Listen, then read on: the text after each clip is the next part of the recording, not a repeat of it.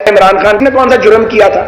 یہ ساری ترقی انہی کے ادوار میں شہباز حکومت اور ان کے سہولت کاروں کی زبردست چھترول کر ڈالی، جس کے بعد نہ صرف عوام نے ان کی جرت کو سراہا بلکہ اب عدلیہ نے بھی عمران خان کے حق میں بڑا فیصلہ جاری کر دیا۔ جیسا کہ 2 دن پہلے خواجہ سعد رفیق کا ضمیر جاگا اور انہوں نے سوشل میڈیا پر خود اعتراف کر لیا ہے، انہیں عمران خان کو قید کرنے کا اعتراف جرم کر لیا ہے، جس کے بعد عمران خان کے تینوں کیسز کی کوئی اہمیت نہیں رہتی۔ عمران خان ہی وہ واحد لیڈر ہے کہ جس کو پورے پاکستان نے اپنا وزیر اعظم منتخب کیا ہے۔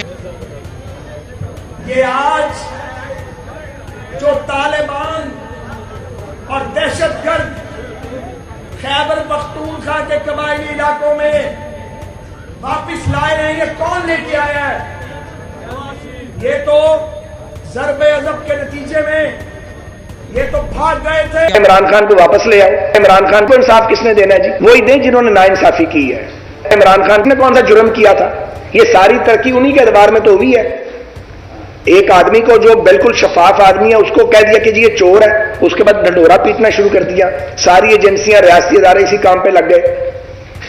اب یہ اس کا ٹوکرا ہم نے اٹھا لیا ہے، اور اب چونکہ نظر آ رہا ہے کہ مہنگائی کی وجہ سے لوگ پریشان ہیں تو سمجھا جا رہا ہے کہ یہی ٹائم ہے ان کو پھر گراؤ دوبارہ۔ ملک کو سرو بھی کرو، خون بھی دو، جمہوریت کے لیے لڑو، جیلوں میں جاؤ، ہر آمریت کو چیلنج کرو اور اس کے بعد چور کا ٹائٹل لو۔ اسی لیے عمران خان کی تمام کیسز میں ضمانت منظور کرتے ہوئے عمران خان کی رہائی کے لیے تمام راہیں ہموار ہو چکی ہیں۔ اب انشاءاللہ عمران خان عنقریب زمان پارک میں ہوں گے۔ عمران خان کے حق میں بڑا فیصلہ آج امت مسلمہ کو خوش کر دیا تو وہ خوشخبری آ گئی جسے سننے کے لیے پوری قوم بیتاب تھی۔ طاقتوروں کی طرف سے شہباز شریف کو جو طالبان اور دہشت گرد خیبر پختونخوا کے قبائلی علاقوں میں واپس لائے رہے ہیں، یہ کون لے کے آیا ہے؟